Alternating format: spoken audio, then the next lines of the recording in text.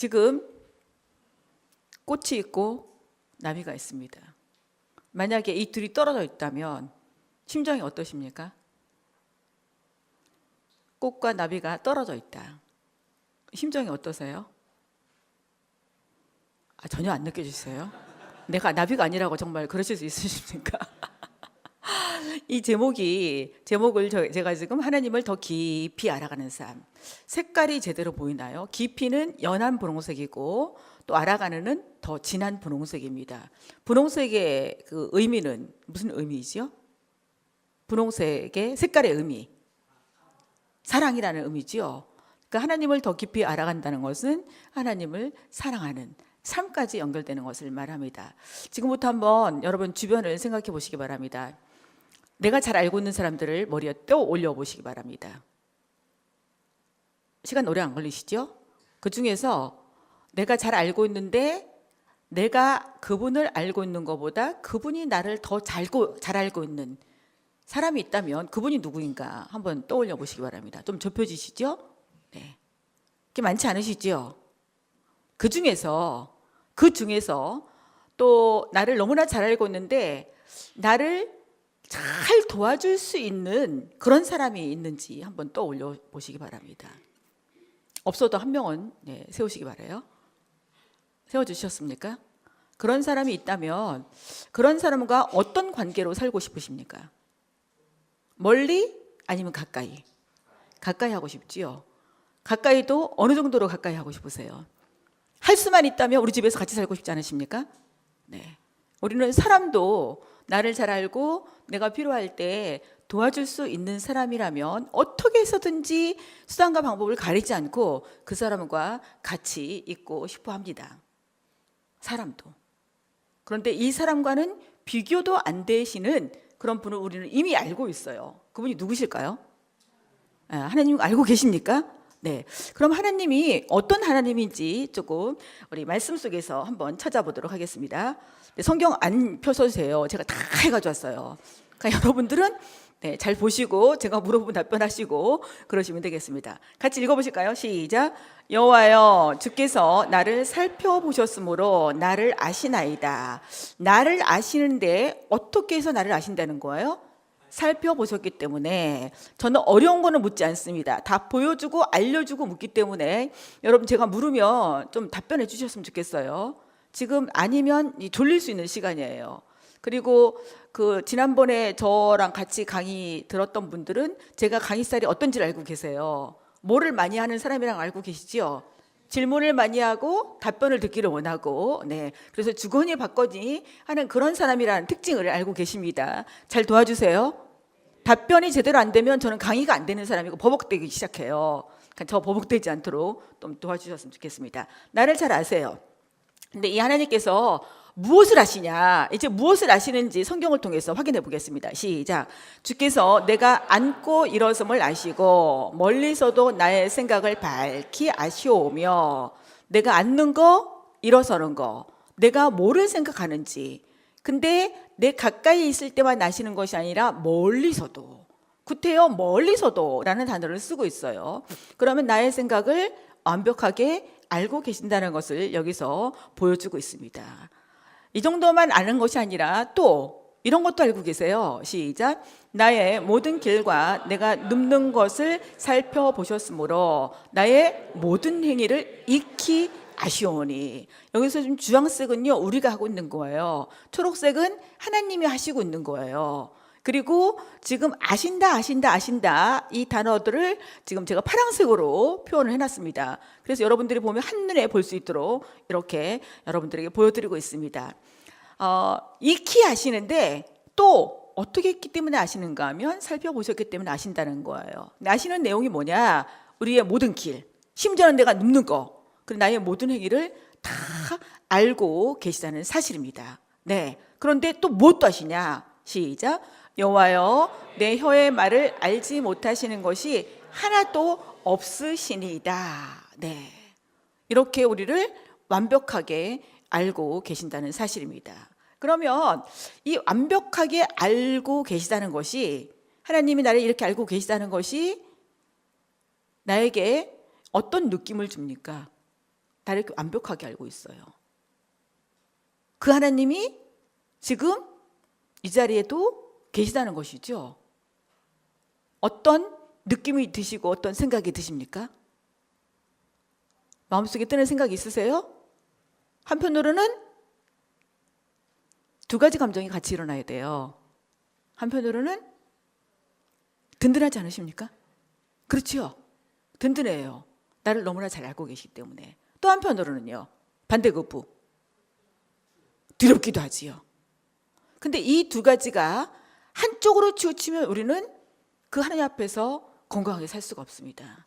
항상 중요한 게 뭐냐? 균형을 맞추는 거예요. 든든하기도 하고 두렵기도 하고. 그러면 여기서 지금 나를 잘 아시는 하나님께서 우리를 어떻게 해주시냐? 그 내용이 이제 5절인데요. 5절을 보시면 이렇게 말씀하고 계시네요. 시작. 주께서 나의 앞뒤를 둘러싸시고 내게 안수하셨나이다. 내가 하는 생각, 안고 일어서는 거, 눕는 거, 심지어는 말, 또 우리의 모든 행위를 다 아시는 하나님께서 우리를 앞뒤로 둘러싸신다는 거예요. 앞뒤로 둘러싸신다는 것은 뭐를 보호해 주실까요? 앞뒤로 둘러싼다는 것은 우리의 안전을 책임지신다는 것을 보여주고 있습니다. 저는 5절을 읽을 때에 뭐가 생각났는가 하면 그 TV에서 CF 나오는데요. 정관장 CF 보신 적 있으십니까? 뭐 준비해. 그거 보신 적 있으세요? 그래서 그걸 제가 찾았습니다. 네. 이 CF 보신 적 있으시죠? 정관장 먹으면 어떻게 된다는 거예요? 면역력이 나를 보호하신다는 거예요. 근데 이게 이렇게 보호해주지 않거든요. 근데 여기서 하나님께서는 나의 앞뒤를 둘러싸시고 나에게 안수해 주신다는 것입니다. 그럼 여기서 안수해 주신다는 것은 하나님께서 우리에게 필요한 도움도 주시고 힘도 주신다는 내용이에요. 그래서 저는 엄마들 놓고 이 내용을 말을 할 때는 엄마들이 자녀들이 아무리 예뻐도 집안의 문을 열고 나간 이후에는 더 이상 보호할 수가 없습니다. 그래서 그 아이를 세워놓고 학교 가기 전에 너 밖에 나가면 엄마가 도와줄 수 없으니까 네가 필요할 때 힘들 때 엄마를 필요로 할 때 엄마가 갈 수가 없다. 그러니까 네 머리에 손 얹어라. 그리고 하나님 제가 지금 하나님의 도움을 필요로 해요 라고 기도하도록 연습을 시키라고 그렇게 안내하곤 합니다. 왜냐하면 아무리 사랑해도 여기 엄마 있으면 엄마는 저쪽에 있을 수가 없거든요. 근데 하나님께서 우리의 앞뒤를 둘러싸신대요. 앞뒤를 둘러싸신 하나님. 이 하나님이 나를 너무나 잘 알고 있다는 것이죠.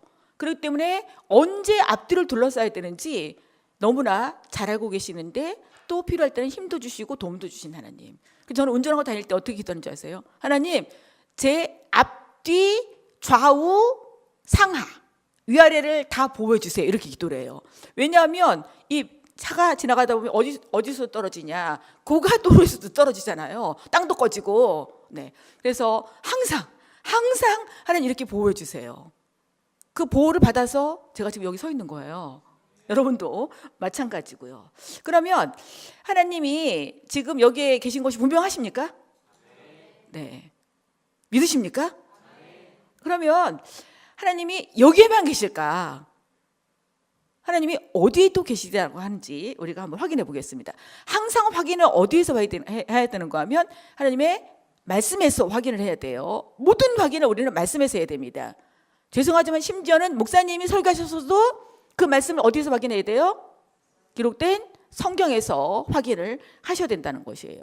그래서 내가 그전에 다니던 교회에서 목사님이 이렇게 말씀하셨는데요. 이렇게 주장하시면 안 돼요. 근데 그렇게 말하는 분들이 꽤나 있더란 말이에요. 여기서 지금 여기에만 계실까? 아니면 어디에도 계실까? 그 내용을 분명히 여기서 말씀해 주고 있습니다. 시작. 내가 주의 영을 떠나 어디로 가며 주의 앞에서 어디로 피하리까? 내가 하늘에 올라갈지라도 거기 계시며 수월에 내 자리를 펼지라도 거기 계시니이다. 내가 새벽 날개를 치며 바다 끝에 가서 거주할지라도. 지금 하나님이 어디에 계신다고 말씀하고 있는가 하면 피할 데가 있다 없다?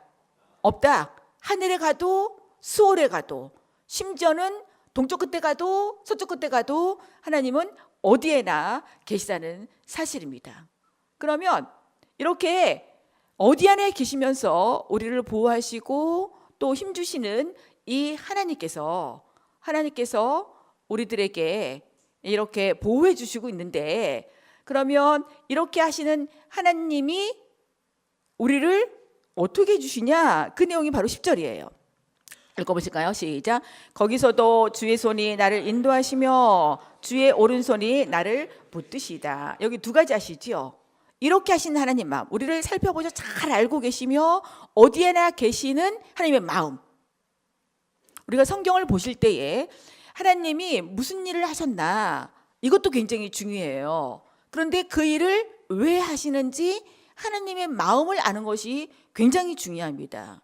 그 하나님의 마음과 접촉이 안 되면 우리 삶에서 이렇게 살아야지 하는 마음이 일어나질 않아요. 그래서 하나님의 마음을 아는 것이 중요한데, 여기서 하나님께서 어떤 마음을 가지고 계시냐 하면, 하나님께서 우리를 먼저는 인도하시고, 누가 보시기에 최선의 길로 인도하실까요? 누가 보시기에? 하나님이 보시기에. 근데 우리는 누가 보기에 원하는 곳으로 인도해 주기를 원하는 경향이 있어요? 내가 보기에. 여러분, 우리 신앙은 하나님이 보시기에일까요? 내가 보기에일까요? 네, 답변은 제대로 하셨어요. 근데 실상으로 한번 점검해 보실까요? 하나님의 보시기에로 우리가 신앙을 선택해 갑니까? 내가 보기에로 신앙을 선택해 갑니까? 내가 보기에. 그래서 신앙생활이라는 것은 내가 보기에를 내려놓는 것이 신앙생활입니다. 근데 오늘날 그 교회 안에서 이렇게 신앙생활하고 있는 많은 성도님들의 실상을 보면 내가 보기에가 많아요? 하나님 보시기에가 많아요? 내가 보기에가 많아요. 그러니까 성경에서 말하고 있는 그 모습으로 신앙생활을 하고 있다는 거예요? 아니면 내가 원하는 대로 하고 있다는 거예요? 내가 원하는 대로. 내가 원하는 대로가 과연 신앙생활일까요? 아니면 종교 활동일까요? 저는 신앙생활과 종교 활동을 분명하게 구분합니다. 종교 활동이란 절에 가서 절하는 거예요. 누가 원하는 거 달라고. 내가 원하는 거 달라고. 그리고 선앙당에 가서 이렇게 손 비비는 거예요. 누가 원하는 거 달라고. 내가 원하는 거 달라고. 그 초점이 나에게 있는 게 그런 우리 기독교 빼놓고의 모든 세상에 있는 종교거든요. 근데 우리가 예수 그리스도를 믿는다는 거, 하나님을 아버지라고 부르는 거, 이것은 나로부터 출발하는 게 아닙니다. 누구로부터 출발하는 거예요? 하나님으로부터 출발하는 것이 신앙생활입니다. 그런데 우리가 알게 모르게 신앙생활을 하나님으로부터 출발하는 것이 아니라 나로부터 출발하는 그런 경향이 있어요. 하나님으로부터 출발하기 때문에 하나님께서 분명히 인도하시는 분이 누구세요? 하나님이시라는 거예요. 그리고 우리가 필요할 때에 하나님이 오른손이 우리를 붙드신다고 이렇게 말씀을 해주고 있습니다. 그러면 우리 인생의 여정 속에서 일어나는 모든 일들은 우리가 그 일에 대해서 어떻게 해야 되는가? 하나님이 인도하셨습니다. 하나님이 이 기쁨을 주셨습니다. 하나님이 이 고난도 주셨습니다. 라고 해석을 할 때에 우리는 누구로부터 출발하는 거예요? 하나님으로부터 출발하는 것이 되겠지요. 근데 과연 우리가 그렇게 해석을 하고 있는가 말이죠. 그래서 저는 관점이 단순해요. 우리의 모든 상황들을 누구의 관점으로 해석하자. 하나님의 관점으로 해석하자. 그러려면 철저하게 누구를 알아야 될까요? 하나님을 알아야 되겠지요. 하나님을 알려면 어디 속으로 들어가야 되는 거예요? 성경 속으로 들어가야 되는 거예요. 근데 과연 우리가 성경 속으로 얼마나 들어가고 있는가? 그것이 문제인 것입니다. 이렇게 하나님께서 우리를 잘 하시고 우리를 완벽하게 보호하시면서 우리를 도와주시는데 최선으로 인도해 주시며 우리를 붙들어 주신다는 사실입니다. 근데 이 사실을 알고 보니까 시편 119편 기자가 이렇게 생각이 드는 거예요. 같이 한번 읽어보실까요? 시작. 이 지식이 내게 너무 기이하니 높아서 내가 능히 미치지 못하나이다.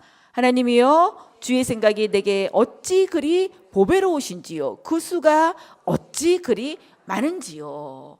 이 말은 무슨 말인가 하면 너무 놀랍고 높아서 감히 다 측량할 수가 없다는 것입니다. 어디 하나 계시기 때문에 주의 얼굴도 피할 곳이 없고 또 내가 어디 있든지 주의 손으로 인도하시는 그런 하나님. 그런데 우리를 힘있게 붙들어 주시는 그런 하나님이시라는 거예요. 그런 하나님을 생각해 보니까 하나님의 계획이 너무 높고 깊어서 그것을 다 헤아릴 수 없다. 근데요, 그 헤아릴 수 없는 것을 하나님이 어디에 기록해 놓으셨을까요? 어디에 기록해 놓으셨을까요? 성경에 기록해 놓으셨습니다. 그러면 우리가 믿는다고 하는 우리들에게 가장 중요한 것이 무엇일까요? 성경이겠지요? 성경보다 더 중요한 게 있을까요? 없습니다. 성경이에요. 그러면 성경을 열어야지 이런 너무 기이하신 하나님, 보배로우신 하나님, 그 생각이 수를 셀 수 없을 정도의 그 하나님을 알 수가 있는데 성경을 열지 않으면 누구를 알지 못하는 겁니까? 하나님을 알지 못하는 거예요. 하나님 알지 못하면 뭐를 제대로 못하냐? 신앙생활이 제대로 되고 있지 않다는 것입니다. 그러면 하나님을 알고자 성경을 여는 사람들은 아마 이렇게 기도를 할 거예요. 이렇게요. 저는 이제부터 두 부류를 비교해서 설명해 드릴 것입니다. 비교해 설명해 드린다는 것은 나는 이쪽인가 그것을 하나님 앞에서 한번 성찰해 보시라는 그런 의미도 있습니다. 지금 성경을 열었어요. 하나님이 하시는 일이 너무 기이하고 놀랍고 높고 깊어. 그리고 그 수가 너무 많고 보배로우신 하나님을 다 알 수가 없기 때문에 이렇게 기도를 한다는 거예요. 내 눈을 열어 주의 율법에서 놀라운 것을 보게 하소서. 뭐를 열었습니까? 성경을 열어요. 여러분 성경을 열고 사십니까?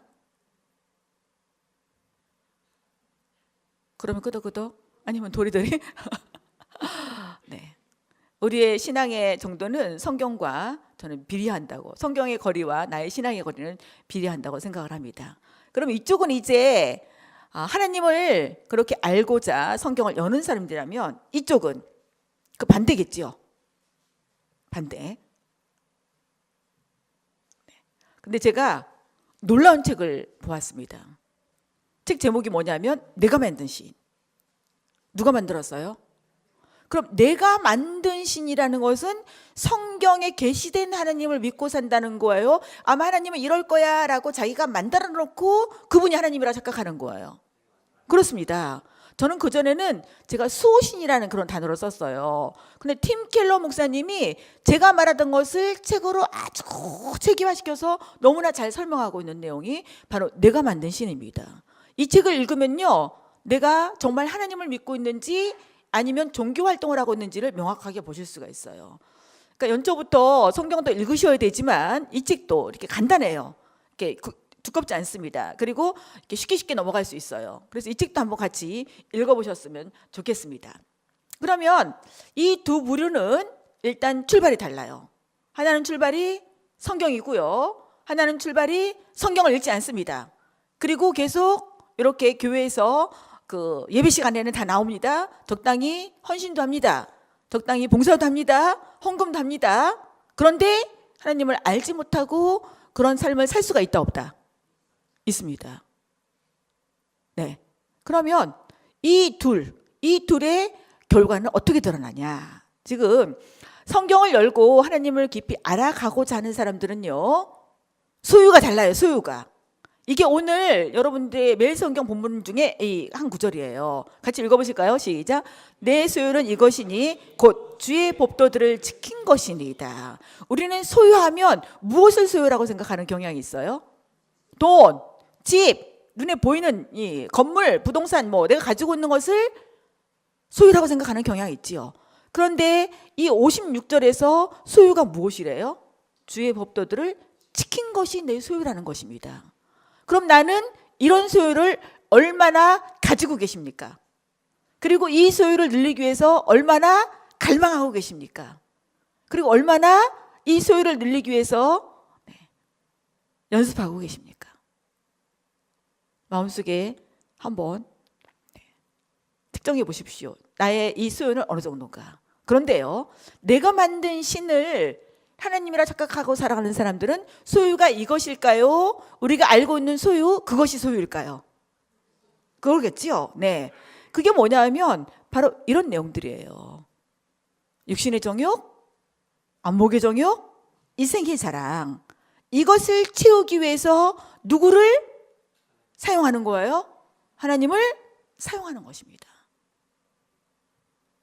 그래서 내가 이거 할 건데 하나님 이거 빨리 해결해 주세요 라고 우리가 또 기도로 들어가곤 하지요. 제가 기도를 폄하하고자 하는 것은 아닙니다. 근데 출발이 누구의 욕심을 채우기 위한, 나의 욕심을 채우기 위한. 오늘날 교회 안에 내가 만든 신을 하나님이라고 착각하는 사람이 많을까요? 아니면 성경에 계시된 그 하나님을 정말 참 하나님으로 섬기고 믿고 하는 사람이 더 많을까요? 제가 이제 목회자로서 생각하는 거예요. 목회자로서 생각해 볼 때에 교회 안에 많은 사람들이 내가 만든 신을 하나님이라고 착각하며 살아가는 사람이 참으로 많이 있습니다. 그래서 지성이면 감천식으로 지성을 드리는 거지요. 천이 감동하라고. 왜 감동시키는 거예요? 누가 원하는 걸 달라고. 내가 원하는 걸 달라고. 그러면 왜 이런 상황이 생길까요? 왜? 이런 상황이 생긴 것을 제가 그림을 하나 보여드릴게요. 네.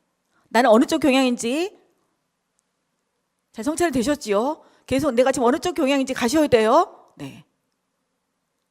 왜냐하면 하나님 앞에서 내가 어떤 상태인지가 진단이 되어야지 처방을 가지고 나가실 수가 있으세요. 그러니까 그게 예배든 그게 성경 공부든 그게 기도회든 항상 누구 앞에서 점검하셔야 됩니까? 하나님 앞에서 진단이 나와야 되지요. 그럼 거기서 처방을 가지고 나갈 수가 있습니다. 근데 진단이 안 되면 뭐가 안 들어와요? 처방이 들어오지 않습니다. 그래서 매주마다 시간은 지나가는데 이제 연말에도 결국 지금과 같은 모습으로 앉아있기가 쉽기 때문에 그렇습니다. 그러면 이제 이런 모습을 제가 지금 그림 하나 보여드릴 거예요. 이거는 이제 그 전에 보셨던 분이 기억이 날 겁니다. 갓난아기이기 때문에 기저귀 차고 젖병 들고 있는 거 지극히 정상이에요. 근데 이 그림을 보시겠어요? 그때도 별로 안 웃었던 것 같아. 다른 교회는 이 그림을 보여주면요 막 웃어요. 네, 우리는 왜 웃는지, 왜 웃지 못하는지도 알겠어요. 네. 몸은 어른이에요. 근데 하는 짓은 애기예요. 몸은 컸기 때문에 기저귀도 커졌고 젖병도 커졌습니다. 네. 교회 안에 애기같이 이런 사람이 많아도 교회가 어렵고요. 그러니까 굉장히 교회에 다닌 지는 오래됐어요. 그런데 하는 짓이 애기 같은 이런 사람이 많을 때도 교회가 참 어려워집니다. 만약에 내가 이런 사람인가 아닌가를 어떻게 알 수가 있는가? 무슨 말만 들으면 뚜껑이 열려. 그리고 무슨 말만 들으면 뒤집어져. 이렇게요. 그냥 지나가 버렸네. 뒤집어진 거 보셨어요? 안 보셨어요? 그렇군요. 그러면 왜 그런 현상이 생기냐 이거지요. 교회 굉장히 오래 다녔어요. 어떤 사람들은 엄마 뱃속부터 다녀서 수십 년 다녔습니다. 근데 왜 그런 현상이 생길까요? 바로 이 콘센트로 설명해 볼 수가 있습니다. 아까 그 어른의 모습, 그거는 지금 어느 쪽의 모습으로 여러분들이 생각이 드십니까? 잘 꼽혀지는 상태예요. 이렇게 꼽혀질락 말락 가까이 갔는데 꼽혀지진 않은 상태예요. 네, 꼽혀지진 않은 상태지요. 네, 그렇습니다. 이게 지금 하나님과의 우리의 관계 회로 그 모습을 우리가 생각해 볼 수가 있는데요. 한쪽은 회로가 연결되지 않아서 꺼져 있어요. 근데 한쪽은 연결이 되어 있습니다. 연결이 되어 있는 사람은 뭐를 여는 사람이 연결되어 있기가 쉬울까요? 성경을 여는 사람이 연결되어 있을 수가 있습니다. 성경을 전혀 안 여는 사람은요, 그 사람은 가까이는 가 있어요. 그런데 하나님과 연결이 되어 있지 않습니다. 그러니까 누가 만든 신을 섬기게 될까요? 내가 만든 신을 섬길 수밖에 없게 되어집니다. 네. 그래서 예수 믿은 지는 오래됐고 교회 나온 지도 오래되었고 교회 나온 지 오래되다 보니까 이렇게 임직도 받고 교회의 결정권자도 되었고, 네, 그런 그 상태이지만 어떤 사람들은 아까 어른의 모습으로 남아있는 그런 경우도 있을 수 있다는 것입니다. 이 말을 들을 때에 아무개가 그래 이러면요, 여러분은 헛다리 짚은 거예요. 누구만 점검하시면 되는 겁니까? 나만 점검하시면 되는 거예요. 여기서 이렇게 멀리서 보면 이게 어린지 어픈지 가까이 가 있으면 잘 표시가 안 날 수 있습니다. 이 말은 평소에는 표시가 잘 안 날 수 있다는 거예요. 그럼 언제 실상이 드러나냐? 언제? 실상이 명확하게 드러날 때가 있어요. 지금 이 건물과 이 건물 무슨 차이지요? 무엇이 문제지요? 무엇이 문제일까요? 왼쪽 건물은 무엇이 문제예요? 기초. 기초가 부실해요. 그리고 아까 하나님과 관계로 해서 언어의 어퍼예요. 어퍼가 됐을 때에 이런 상태가 되기가 쉽습니다. 그런데 지금 현재 나는 이렇게 무너질 수 있는 그런 것에 기초를 두고 있는가? 아니면 견고한 반석 위에 기초를 하고 있는가? 첫 번째 그럼 생각나세요? 네. 이 오른쪽에 있는 이 건물, 얘가 높기 때문에 63빌딩이기 때문에 바람이 불면 흔들리기도 하지요. 그런데 무너지질 않습니다. 얘는 굉장히 견고한 반석 위에 세워진 건물이에요. 우리가 어떻게 할 때에 이렇게 견고하게 설 수 있는가? 우리의 기초를 무엇에 둘 때에 다른 사람이 뭘 하든지, 다른 사람이 일을 하든지 안 하든지 상관없이 나는 누구 앞에서, 하나님 앞에서 살아가려면 누구를 잘 알아야 돼요? 하나님을 잘 알아가야 되겠지요. 그러려면 뭐를 펴야 돼요? 성경을 펴야 되는 겁니다. 그럼 성경은 이런 예를 숱하게 보여주고 있어요. 기초가 무너질 수밖에 없는 그곳에 세우는 사람이 있는가 하면 기초가 무너지지 않는 그런 곳에 세운 이런 모습들이 성경에 숱하게 예가 많이 들어가 있습니다. 숱하게 예가 많이 들어가 있는데 무너질 수밖에 없는 그런 기초로 살아가는 사람이 더 많이 나올까요? 무너지지 않는 기초로 살아가는 사람이 예가 더 많이 나올까요? 무너지지 않는 사람? 무너지는 사람? 무너지는 사람 예가 훨씬 더 많이 나와요. 그래서 우리는 누구를 필요로 할 수밖에 없는 존재? 하나님 예수 그리스도를 필요로 할 수밖에 없는 존재임을 첫 인간부터 보여주고 있습니다. 여기 여기 지금 첫 인간 하나님께서 분명히 말씀하셨어요. 다 먹어. 그런데 이거 선악을 알게 하는 이거는 먹지 말아라 라고 분명히 말씀하셨습니다. 분명히. 네. 그런데 그 말씀하신 것을 제대로 기억하지 않았습니다. 그리고 누구 멋대로 해석했냐? 내가 보이는 대로 해석을 했죠. 보니까 먹음직도 하고 범직도 하고 지혜롭게 할 만큼 탐스럽기도 하고, 이게 아까 내가 만든 신을 섬기는 사람들 세 가지, 육신의 정욕, 안목의 정욕, 이생의 자랑, 그것에 넘어간 사람이 바로 아담과 하와입니다. 넘어갔을 때 하나님과의 관계에서 언어의 어프예요? 어프예요. 네. 하나님과 관계가 제대로 이렇게 연결되어 있다면 넘어가지 않았을 겁니다. 최초의 인간이 넘어갔어요. 말씀을 들었어요? 안 들었어요? 들었어요. 근데 그것을 제대로 기억하지도 않고 제대로 믿지도 않고 죽을까 하노라. 누구의 생각대로 말합니까? 내 생각대로 그렇게 말하고 있는 모습을 보여줍니다. 그러면 여기서 창세기에서 홍수 때도 이랬고 바벨탑을 세운 인물도 이랬고 롯의 처도 그랬고 그다음에 아브람도 마찬가지, 이삭도 마찬가지, 야곱도 마찬가지, 모세도 마찬가지, 이런 사람들이 다 말씀을 들었으나 그 말씀을 제대로 하나님 앞에서 믿음으로 반응한 것이 별로 없습니다. 그러니까 성경을 보잖아요. 자격이 있어서 세워진 사람이 한 사람도 없어요. 왜 하나님이 그런 사람을 불렀을까요? 누가 하실 거니까.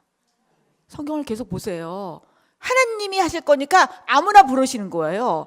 그 중에 대표적인 사람이 바로 접니다. 그 아무나 중에 한 명 저.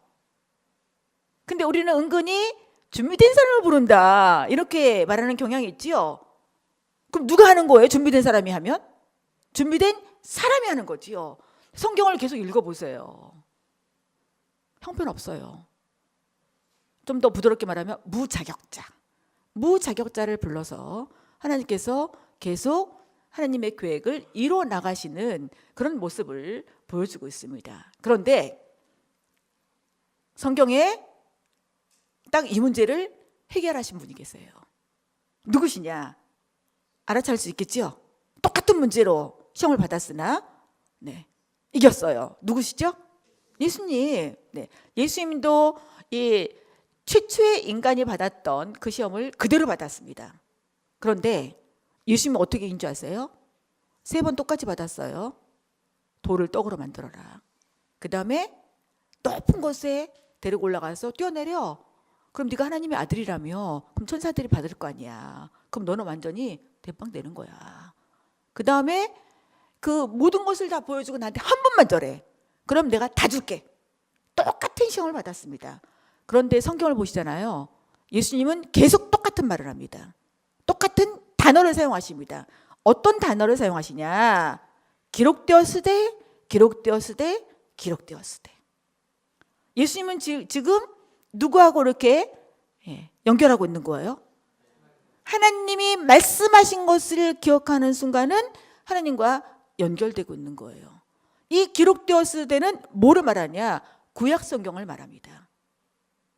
철저하게 예수님은 어디에 기초해서 모든 것을 행하고 있는 것을 보여줘요? 말씀의 기초에서. 그럼 우리가 넘어지고 안 넘어지는 것은 누구의 문제인 거예요? 나의 문제예요? 어떤 사람이 나한테 상처 주는 말을 했기 때문인 거예요. 네. 근데 우리는 지금 말씀 앞에서 보니까 나의 문제라고 대답을 하셨는데 실제로는 나의 문제예요? 저 사람의 문제예요? 남의 문제지요. 이러니까 해결이 됩니까? 안 됩니까? 안 돼요.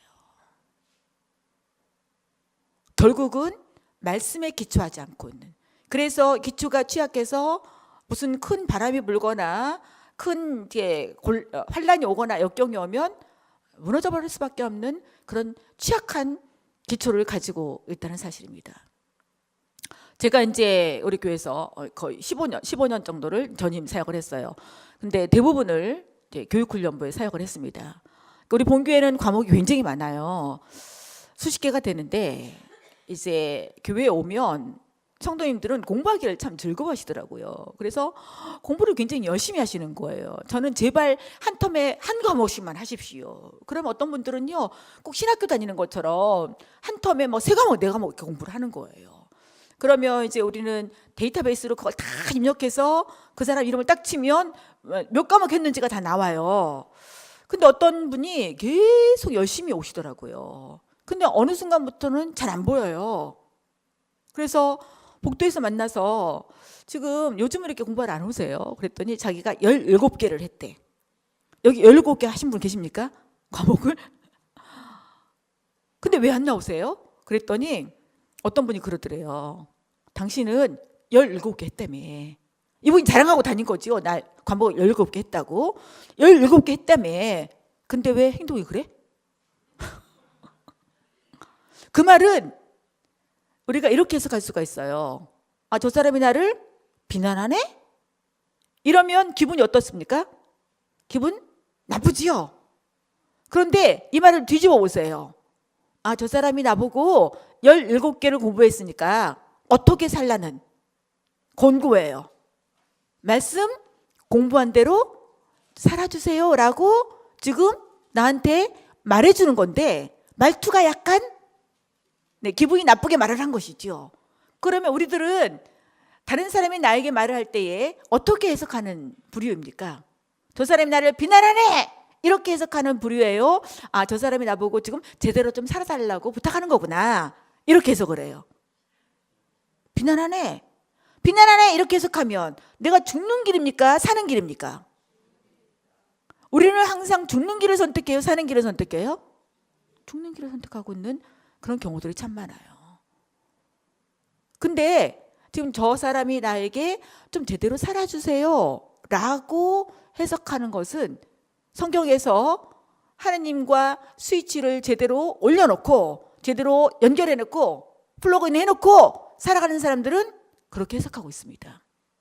그렇다면 나는 누구 때문에 상처받았네, 누구 때문에 스트레스 받았네 이렇게 생각하고 있다면 누가 문제인 거예요? 올 한 해 동안 누가 문제인지를 빨리빨리 알아차리셔야 돼요. 내가 문제이면 누구만 고치면 되는 겁니까? 나만 고치면 돼요. 근데 항상 우리는 손이 이렇게 가지요. 저 사람이 문제야. 그럼 1년 지나간 다음에도 나는 고쳐진다, 안 고쳐진다? 안 고쳐져요. 그러려면 우리도 누구 따라서 기록되었으되 이렇게 할 수 있어야 됩니까? 예수님을 따라서 뭐를 배워야 되는 거예요? 성경을 펴야 되는 거예요. 근데 이제 이런 사람의 예도 있고요.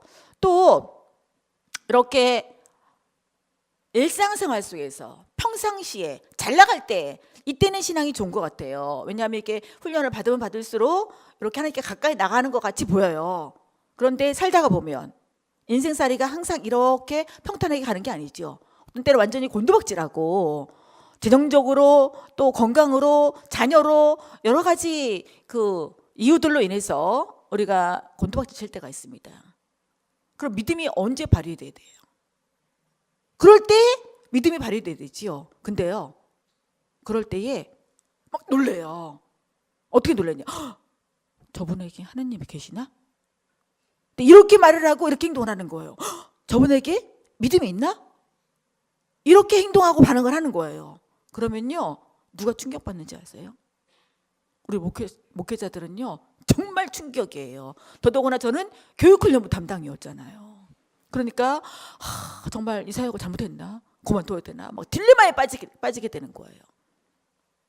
그러다가 정신을 차리고 하나님 앞에서, 하나님 이게 무슨 상황입니까?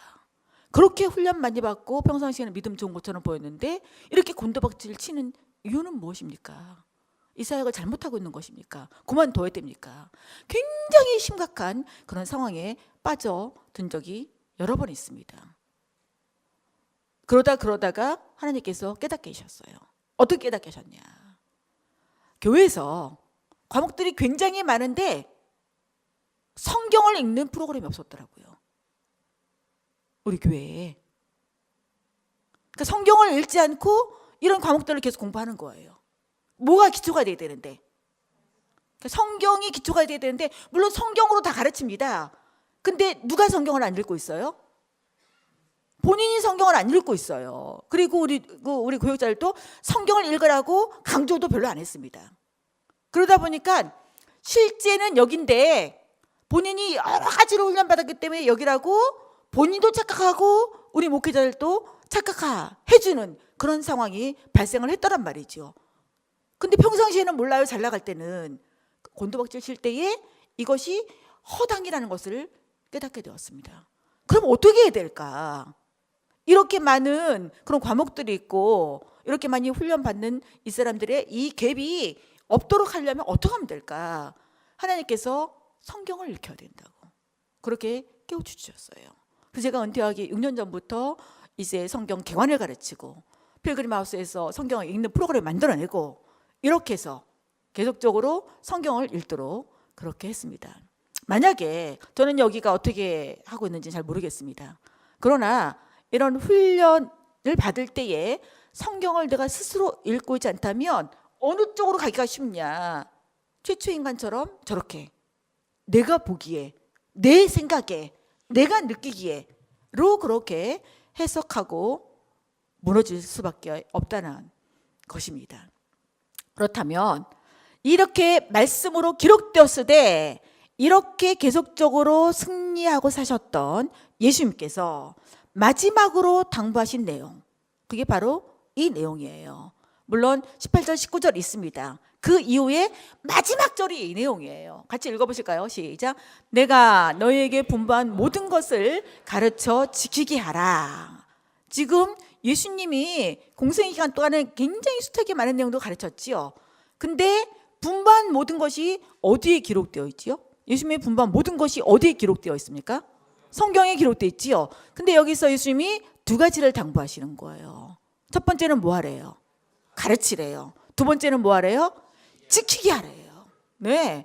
그러면 우리가 가르쳐야 될 우리 목회자 입장에서는 가르치고 사는지 안 사는지까지 이것을 점검해야 된다는 것입니다.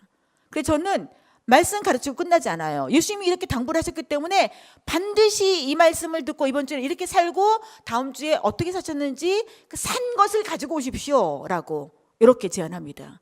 그렇기 때문에 이렇게 계속 한 주 한 주 한 주 저는 이제 보통 4달을 가르치게 되는데 성경 전체를 그렇게 4달을 지나고 보면 여기서 제안했던 대로 이렇게 살고 오십시오라고 그렇게 그 생활 미션, 믿음 미션을 준 대로 살아봤던 사람들은 변화가 일어나요.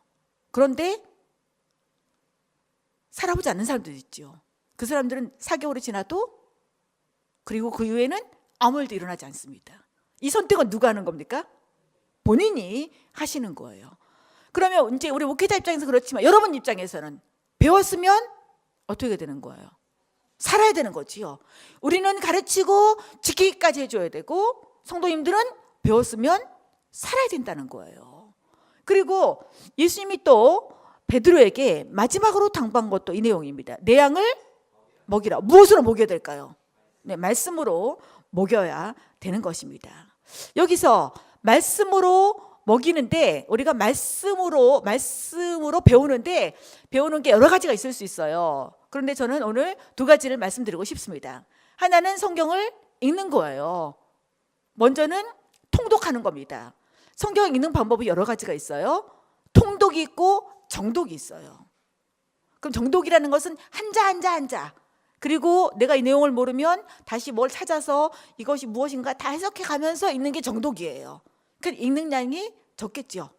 그러니까 뭐 1년에 한 번, 뭐 2년에 한 번, 3년에 한 번 이렇게 읽는 것을 정독이라 한다면 통독은 뭐냐? 통으로 읽는 거예요. 그러니까 성경의 흐름이 무엇인지 하나님이 창세기서부터 요한계시록까지 흘러가는 맥이 무엇인지 그 맥을 잡아가면서 읽는 게 통독입니다. 그러면 통독을 먼저 하는 것이 성경 읽기가 더 수월할까요? 정독을 먼저 하는 것이 수월할까요? 통독하겠지요. 근데 우리는 통독을 먼저 합니까? 정독을 하고 있습니까? 정독. 근데 문제는 정독을 했다고 했는데 나중에 연말에 가서 요한계시록 읽을 때에 그 내용이 다 꿰어졌어요. 그냥 성경 한 번 읽은 것으로 끝이 나요. 성경 한 번 읽은 것으로 끝이 나요. 그런데 맥은 안 뚫어졌지만 그 지엽적인 파트 내용들은 지식이 자꾸 쌓여요. 이런 사람들은 자기가 살아가는 게 아니라 그 지식 가지고 뭐 하는 거예요? 저 사람이 왜 저렇게 살지? 저 사람이 왜 저렇게 살지? 계속. 그래서 독수가 올라갈수록 더 독해져요. 악해져요. 나는 10독했네, 20독했네. 이렇게 하는 사람이 말씀대로 예수님처럼 기록되었으되 이렇게 하는 것이 아니고 기록되었으되 너 왜 그래? 이렇게 나가는 것이죠. 근데 성경만 읽어가지고는 또 안 돼요. 성경을 통으로 읽잖아요. 근데 또 같이 병행해야 될 것이 있습니다. 우리 지구촌교회 특징은요, 균형을 굉장히 강조해요. 균형. 왜냐하면 균형을 안 맞추면 우리가 신앙생활을 이렇게 잘 못하게 됩니다. 그래서 항상 균형을 강조하는데 통독하면서 또 뭐도 해야 되냐? 이 그림은요, 이 그림이 뭔지 아세요? 이게 티벳 불교에서 하고 있는 의식이라고 할까요? 그거예요. 그러니까 불교 경전. 우리가 성경 쉬워요, 어려워요? 성경 읽기가 쉽습니까, 어렵습니까? 읽기는 쉽지요. 근데 이해가 구리지구촌교회는 목사님이 워낙 설교를 잘 먹여서 이해가 잘 되시는가 보네요. 근데요, 성경은 설명을 듣고 읽으면 이해가 훨씬 잘 돼요. 스스로 1년에 1도 읽어가지고는요, 아까 말씀드린 건 지엽적으로는 들어요. 근데 성경이 맥이 안 뚫리니까 하나님의 마음을 제대로 알 수가 없어요. 근데 불교 경전은 훨씬 더 어렵습니다. 그러니까 불교를 믿는데 경전을 읽어야 되잖아요. 우리도 예수 믿기 때문에 뭐는 한번 읽어야 된다는 마음의 부담이 있습니까? 성경을 한번 읽어야지 될 마음의 부담이 있지요. 그럼 부담도 없다면 점검해 보셔야 돼요. 내가 성경 한번 읽어야지 이런 부담도 없다면. 이게 뭐냐 하면 이거를 만이차라고 그래요. 그러니까 이 경전을 읽어야 되는데 경전 읽기가 어렵기 때문에 여기서 이 만이차를 한번 돌리면 경전 한 번 읽은 것으로 간주해 주는 거예요. 그럼 이 속에 뭐가 들어있을까요? 경전이 들었겠지요. 다는 안 들었겠지만. 그래서 색깔이 변해져 있지요. 변한 데는 누구 손이 단 거예요? 사람 손이 단 거예요. 근데 우리가 통독하려면 이런 식으로 하는 경우가 있단 말이지요. 성경 한번 훑었어. 그리고 성경 한번 읽었네? 이렇게.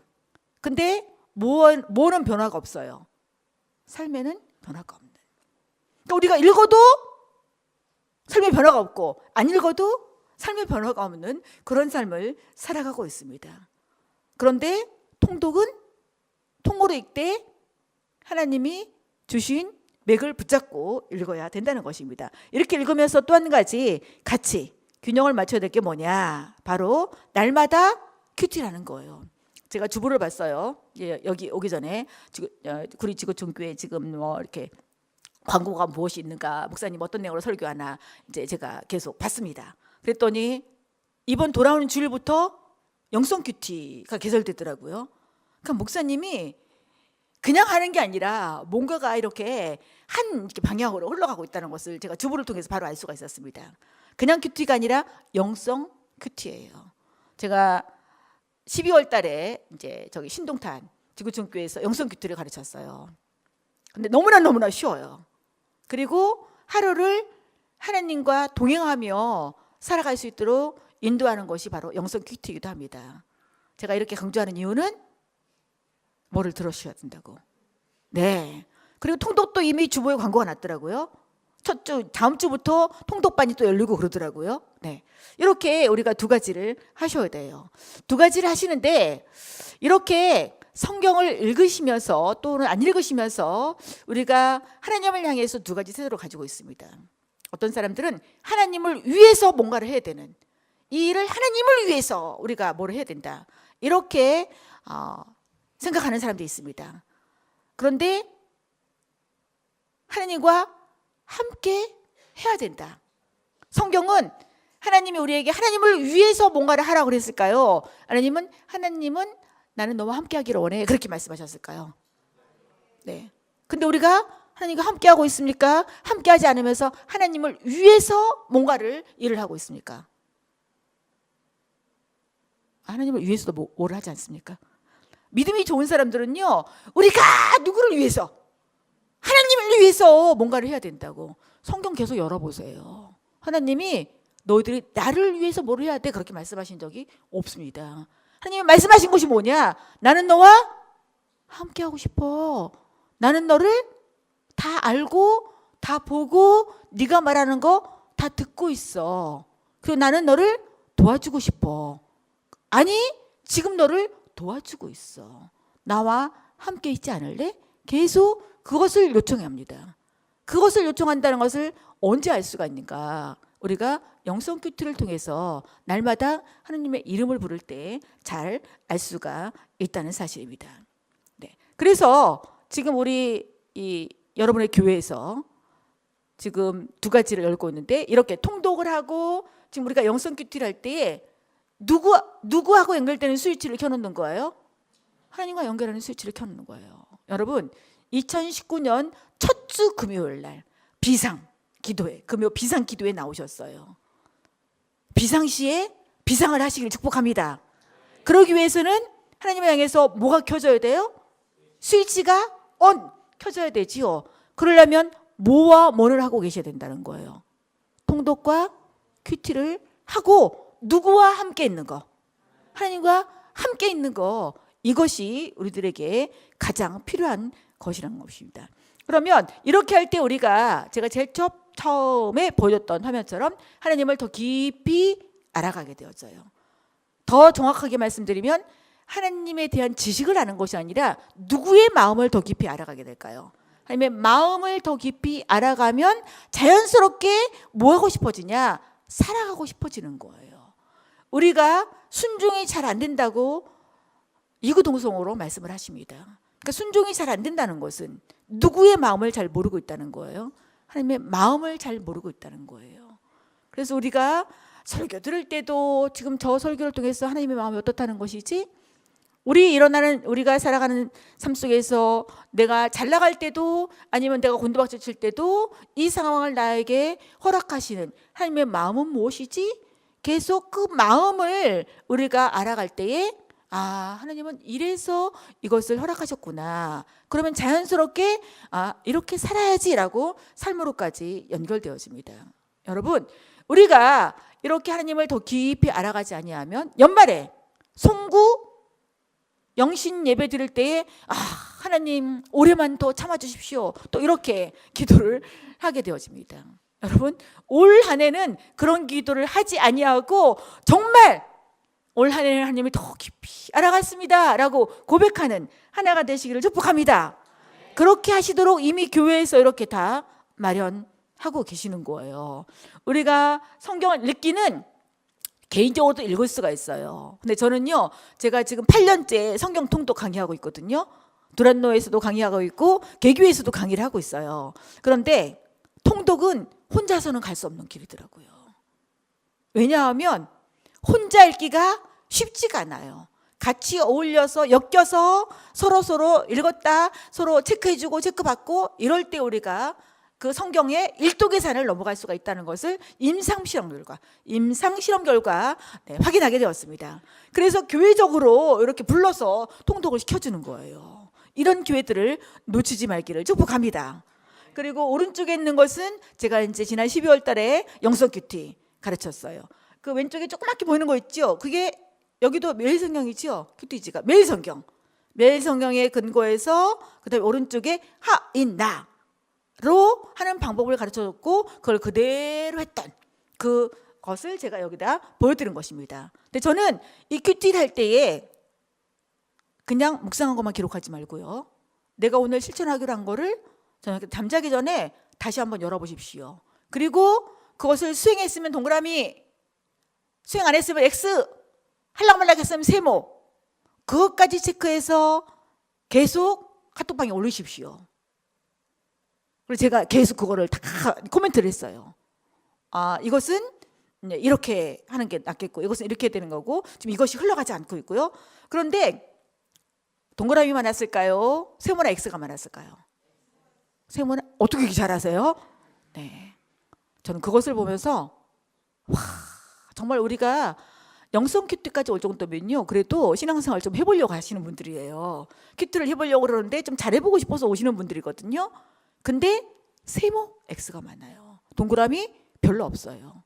동그라미가 별로 없다는 것은 구체적인 적용을 제대로 하지 못하고 있다는 거예요. 내가 오늘은 지난 예레미야가 아니라 예레미야 다음에 요한일서 계속 묵상했어요. 그리고 마지막에 학교에 있는데 요한일서 계속 사랑 나오잖아요. 그러니까 적용을 어떻게 했냐? 내가 사랑해야지. 그게 적용이래요. 여러분, 사랑해야지 이게 적용일까요? 안 적용이에요. 구체적으로 오늘이라는 시간 속에서 지금 아무개를 어떤 모습으로 사랑할 건가? 근데 어떤 모습으로 이게 잘 돼요? 안 돼요? 안 돼요. 그래서 이렇게 하면 어떠실까요? 제가 구체적인 내용을 올려주는 거예요. 그렇게 올려줬더니 자기를 괴롭힌 상사가 있었는데 승리했대. 동그라미로 올라왔어요. 오전에. 오후에는 아직 이렇게. 그래서 그분을 굉장히 미웠는데 미워함이 좀 줄어들었대. 그래서 제가 뭐라고 썼는가 하면 하나님이 형제님을 통해서 그 상사에게 사랑을 전달하고 싶으신 거예요. 그러니까 내가 하려면 쉬워요, 어려워요? 어렵지요. 근데 누가 나를 통해서 한다고요? 하나님이 형제님을 통해서 그분에게 사랑을 전달하고 싶으신 거예요. 제가 간단하게 한 문장 써서 올렸어요. 그랬더니 그분이 뭐라고 답을 단 줄 아세요? 눈물이 핑 도네요. 왜냐하면 여태까지 그렇게 생각해 본 적이 없는 거예요. 이게 지금 무엇의 영향력이냐? 영성 큐티의 영향력인 거예요. 그래서 세모가 많고 엑스포가 많은 걸 통해서 정말 우리가 하루를 말씀으로 이렇게 지배받지 못한다면 우리가 하나님의 다스림 속에 살아가겠는가? 라는 생각이 또 들었습니다. 여러분, 큐티가 잘 됩니까? 잘 안 되지요. 그래서 주일날부터 영성 큐티반을 또 열어주고 있는 거예요. 네. 오셔서 내가 뭐가 잘 안 되는지 그렇게 보시고 동그라미 할 수 있는 여러분 되시기를 축복합니다. 아멘. 저는 이 하인나 우리 교회에서 가르치고 있는 하인나가 굉장히 강력하다는 것을 저는 임상 실험 결과 또 알고 있어요. 왜냐하면 본문에서 하나님을 찾거든요. 그리고 하나님을 하루 종일 부르고 다니는 거예요. 그렇기 때문에 오늘 가는 이가 동행할 뿐만 아니라 아까 하나님께서 우리를 둘러싸고 안수해 주신다고 그랬죠. 그 하나님 나를 보호하실 뿐만 아니라 내가 저 사람을 사랑해야 되는데 하나님께서 말씀하신 거 할 때에 내가 하는 것이 아니라 하나님이 나를 통해서 그분에게 흘러 들어가도록 이렇게 해석할 수가 있기 때문에 하루를 말씀의 다스림 속에서 하나님의 다스림 속에서 살아갈 수 있는 툴이 바로 영성 큐티예요. 하셔야 되겠어요? 말아야 되겠어요? 하셔야 되겠지요. 네. 여기 주보에 보니까 10명 이렇게 나왔어요. 네, 10명은 받지 마시고요. 저는 상황이 어떻게 되는지 모르겠는데 오시는 대로 다 받아서 여러분들이 강력한 그런 큐티의 삶을 사시길 축복합니다. 그래서 목사님을 통해서 우리 교회 큐티 이렇게 활력을 얻게 되었어요 라고 그런 소리를 듣고 싶습니다. 아멘? 네. 여기서 이제 제가 지금 이거 교회에서 이미 이렇게 여러분들에게 준비해주고 있다는 거. 이거는 이제 오늘 큐티 내용인데요. 49절만 읽어봐요. 시작. 주의 종에게 하신 말씀을 기억하소서. 주께서 내게 소망을 가지게 하셨나이다. 여러분에게 희망이 있습니까? 소망이 있습니까? 네, 희망은요 둥그름 잡는 거예요. 둥그름. 우리는 뭐를 가져야 돼요? 소망은 확실한 것을 붙잡는 게 소망이에요. 근데 누가 우리에게 소망을 주신대요? 주께서, 하나님께서 우리에게 소망을 주시는데 뭐를 통해 소망을 주시냐? 말씀.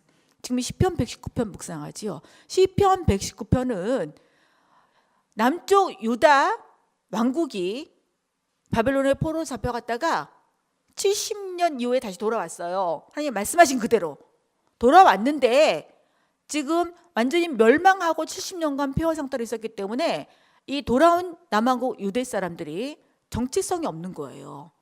그래서 정체성을 바로 잡도록 에스라라는 이 학사 겸 제사장, 이 사람이 기록한 책이 역대상, 역대하, 그 다음에 에스라, 느헤미야, 그리고 시편 119편이에요. 1차로 돌아가서 성전을 지었습니다. 하드웨어는 만들어진 거지요. 2차 포로 귀환 인도자로 가서 에스라가 한 것이 뭐냐? 성경 읽기 운동을 벌였어요. 그리고 시편 119편에 그 성경이 어떠한 내용인지를 자세하게 기록한 것이 바로 시편 119편입니다. 지금 시편 119편이 1월 첫날부터 계속 우리로 하여금 묵상하게 한 거, 또 이 구리지구촌교회가 첫 주를 그 묵상의 은혜로 시작한 거, 이것도 지금 다 누가 어느 교회를 돕고 있는 것으로 보이십니까? 하나님께서 구리지구촌교회를 돕고 있는 거 보이십니까? 네. 1월 1일부터 시편 119편, 중간에 뚝 떨어져 시편 119편을 하기가 쉽지가 않아요. 그래서 정말 하나님이 구리지구촌교회를 엄청나게 사랑하시는구나, 그런 생각을 하게 되었습니다. 그리고 아까 시편 처음에 제가 말씀드린 이 내용 속에서 그 하나님이 생각이 기이하고 생각이 수가 많아서 보배롭다, 그것을 알았기 때문에 시편 119편 기자도 이 주의법을 떠나지 않았대요. 말씀을 떠나지 않았다는 거예요. 말씀을 기억한다는 거예요. 기억하고 지키고 또 잊지 아니하고 그 말씀으로 말미암아 감사하고 계속 이렇게 말씀에 근거해서 살아가고 있는 모습을 보여줍니다. 여러분, 이것은 뭐를 말하냐? 지금 제가 계속 말씀드린 것이 묵상이 얼마나 중요한가. 묵상이라고 해서 그냥 큐티만 말한 게 아니라 전 두 가지를 말씀드렸어요. 큐티를 해도 뭐는 계속 하고 계셔야 된다? 성경 읽기. 그러니까 이 두 가지가 계속 가야 되는 거예요.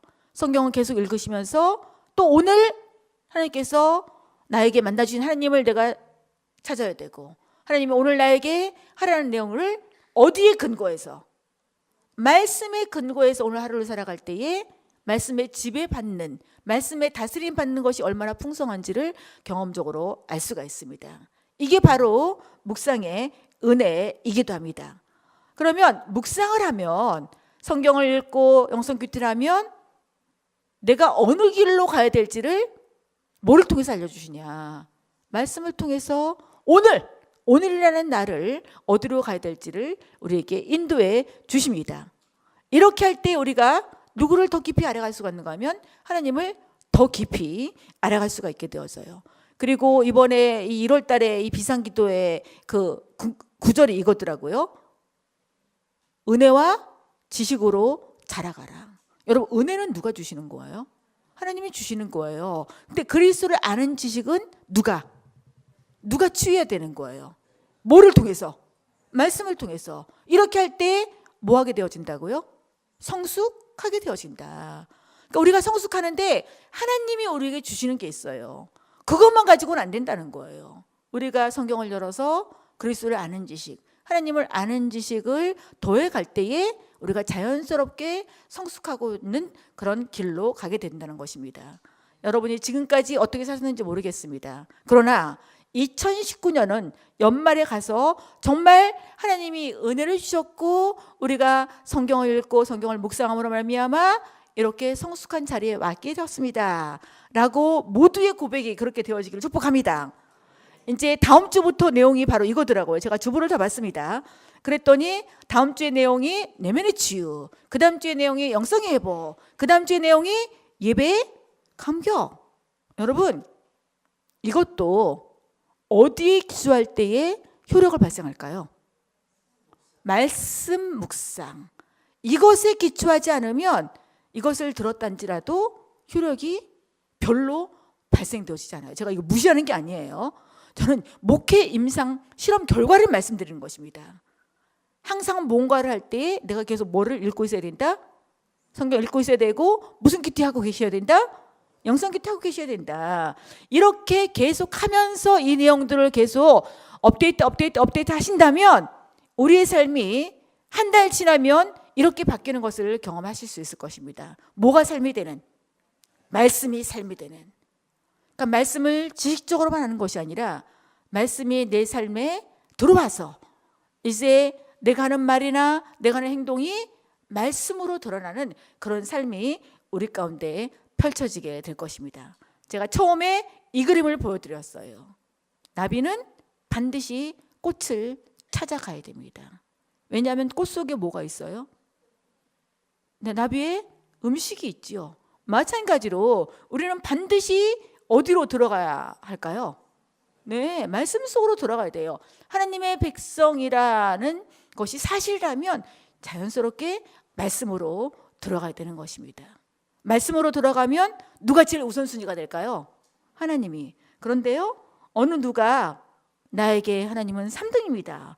그것을 이렇게 시 같이 적어놓은 게 있습니다. 혹시 이걸 보신 적 있으십니까? 안 보셨어요? 그럼 그것을 보시고 나는 하나님을 몇 등으로 두고 있는지, 그런 나를 하나님은 몇 등으로 보고 있는지 이것을 한번 보시면서 마무리를 짓고자 합니다.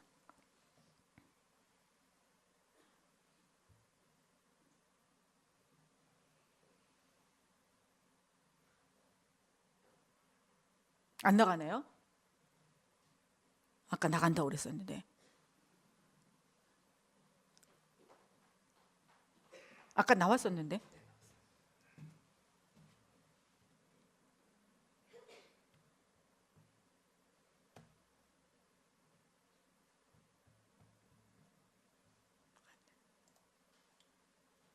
아, 예. 근데 소리가 안 나가네.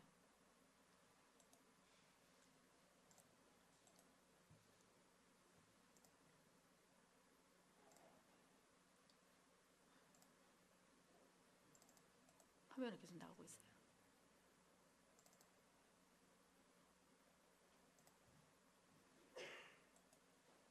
그냥 제가 읽을게요. 네. 이 내용은 이런 내용이에요. 그 음악이랑 이렇게 쫙 깔려 있는데, 네. 1등은 하고 싶은 일, 2등은 해야 할 일, 3등은 하나님 만나는 일. 하나님 만나는 일이 몇 등이에요? 3등이에요. 하고 싶은 일 다 하고 해야 할 일도 다 마치고 그 후에 여유가 있으면 하나님을 만납니다. 그러니 하나님은 3등입니다. 눈 감아 보실까요? 눈 감아 보시고 한번 들어보시기 바랍니다. 어려운 일이 생길 때도 하나님은 3등입니다. 내 힘으로 한번 해보고 그래도 안 되면 가까이 있는 사람에게 도와달라고 하고 그나마도 안 될 때 하나님을 부릅니다. 거리에서도 3등입니다. 내게 가장 가까이 있는 것은 내 자신, 그 다음은 내 마음을 알아주는 사람, 그 다음에야 저 멀리 하늘에 계신 하나님이십니다. 그런데 하나님께 나는 1등입니다. 무슨 일이 있어도 내가 부르기만 하면 도와주십니다. 내가 괴로워할 때는 만사를 제쳐놓고 달려오십니다. 아무도 내 곁에 없다 생각될 때 홀로 내 곁에 오셔서 나를 위로해 주십니다. 나는 하나님께 언제나 1등입니다.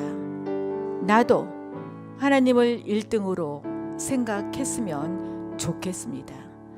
만사를 제쳐놓고 만나고 작은 고비 때마다 손을 꼭 붙잡는 내게 1등이신 하나님을 나도 1등으로 모시고 싶습니다. 올 한 해 동안 하나님을 1등으로 모시는 구리지구촌 성도님들 되시기를 축복합니다.